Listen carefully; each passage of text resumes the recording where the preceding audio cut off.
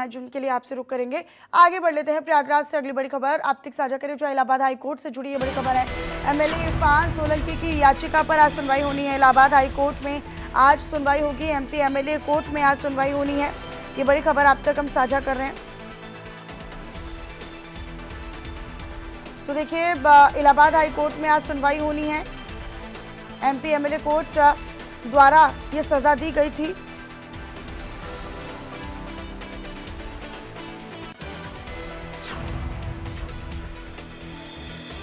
तो प्रयागराज से बड़ी खबर है, इलाहाबाद हाई कोर्ट से जुड़ी ये बड़ी खबर हम आप तक साझा कर रहे हैं। इरफान सोलंकी की याचिका पर आज सुनवाई होनी है। इलाहाबाद हाई कोर्ट में आज सुनवाई होगी इरफान सोलंकी की याचिका पर।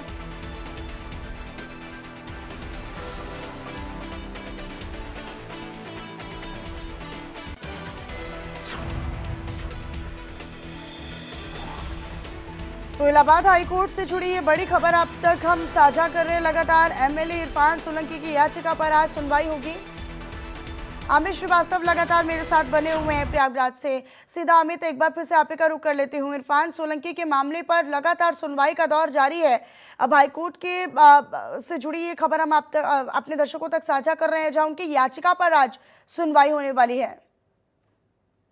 बिल्कुल, आज इलाहाबाद हाईकोर्ट में जस्टिस राजीव मिश्रा की कोर्ट में आज सुनवाई होगी, जिसमें सपा के पूर्व विधायक और नेता जो हैं इरफान सोलंकी मामले में सुनवाई होगी, जिसमें कोर्ट ने 7 जून को इनको सजा सुनाई थी, जिसमें 7 साल की सजा सुनाई थी। एक महिला का घर जलाने के मामले में इनको दोषी पाया था, जिसमें इनको 7 साल की सजा सुनाई थी, जिसके चलते इनकी जो विधायकी थी वो भी चली गई थी। और यही इसी को लेकर उन्होंने मांग की है कि इसकी सजा पर रोक लगाई जाए, साथ ही जो इनको इसमें बरी किया जाए, इसमें गलत सजा हुई है।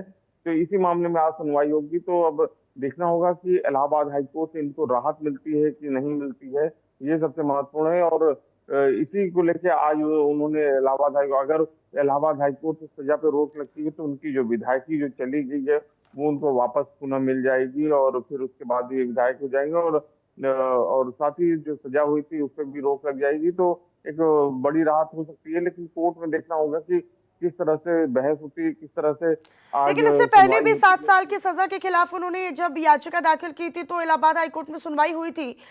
कहां पर पेच फंसता हुआ नजर आता है? उसके बाद आगे क्या विकल्प बचते हैं इरफान सोलंकी के लिए कानूनी तौर पर?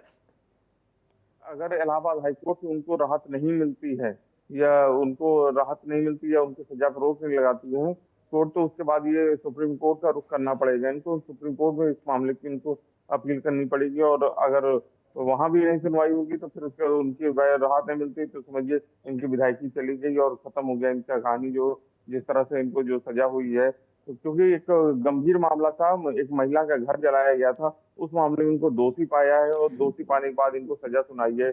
जो कानपुर की जो जिला न्यायालय थी उनको वो सजा सुनाई है लेकिन 7 साल अमित की। देखिए, तो अभी क्योंकि सीसामाऊ सीट पर जहां से इनकी विधानसभा, जहां से विधायक रहे और उनकी सदस्यता, चूंकि 7 साल की जब सजा का ऐलान किया गया तब उनकी सदस्यता जो थी वो निरस्त की गई थी।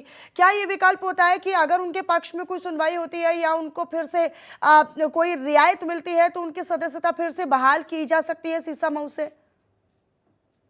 वहां पे चुनाव नहीं हुआ है और चीजें नहीं हुई हैं, तो हाँ। अगर उसपे वहां पे उनको राहत मिलती है, कोर्ट उनकी सजा को रोक लगाती है, या सजा अगर कम करती है, 3 साल से कम कर देती है, तो उनको राहत मिल सकती है और उनकी विधायकी उनको वापस मिल सकती है। तो अब देखना होगा। आज मतलब कोर्ट में बहुत महत्वपूर्ण है इलाहाबाद हाई कोर्ट में, अगर उनको राहत मिल जाती तो उनको विधायकी वापस मिल जाएगी। जैसे देखने को मिला था कि अफजाल अंसारी केस में भी हम्म। उनको जो उनकी जो सजा थी उस पर रोक लगा दी थी, और जिसके बाद उनकी जो सांसदी थी वो बहाल हो गई और वो पूरा सांसद बन गए।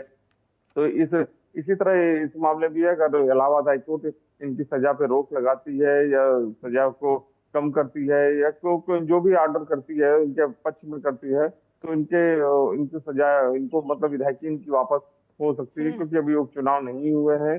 तो उससे उनको बड़ी एक राहत मिल सकती है इरफान सोलंकी को। तो इसीलिए बहुत महत्वपूर्ण है जस्टिस राजीव मिश्रा की जो कोर्ट है वो बिल्कुल, क्या और हमने फैसला कई देती सारे है। ऐसे उदाहरण भी हमें देखे हैं जहाँ पर कहीं न कहीं रियायत मिलती है, उसके बाद फिर बहाली हो जाती है। बहुत शुक्रिया, ये देखना काफ़ी महत्वपूर्ण भी रहने वाला है। बहुत शुक्रिया अमित आपका इस तमाम जानकारी को साझा करने के लिए। अपनी नज़र आप इस पर बनाकर रखिएगा और इन्हीं खबरों के